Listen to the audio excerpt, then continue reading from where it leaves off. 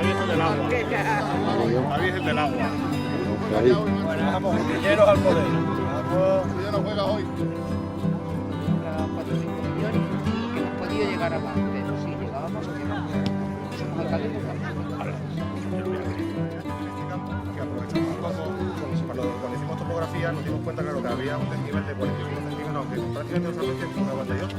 Pero si hubiéramos hecho la solución tradicional de hacer dos aguas, nos hubiera quedado, íbamos continuando por la pista del Nilo y en algún sitio nos hubiera quedado un desnivel. Entonces al final optamos por la solución, aparte nos ayudó económicamente, de prácticamente igualar lo que ya había y hacer una solución a un agua. Un poco la particularidad que tiene este canal. Todo vierte hacia aquel lado.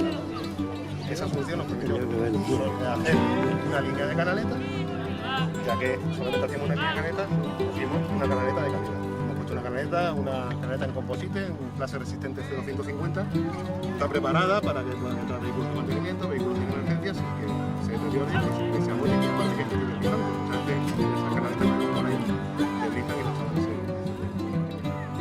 lo que lleva es 6 centímetros, lo que lleva luego es la goma y la arena para arrastrar y la goma, aproximadamente unos 15 kilos por metro cuadrado de goma, 15 kilos de goma y 15 kilos de arrastrar y básicamente pues, el balón. Muchas gracias por estar aquí esta tarde, porque yo digo que esto es de las cosas buenas que se van perdiendo. Antes esto era muy normal, ir a los lugares y encontrarnos con compañeros y compañeras, alcaldes y alcaldesas.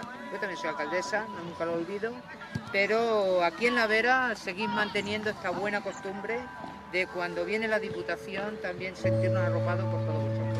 Así que gracias, porque de verdad da gusto.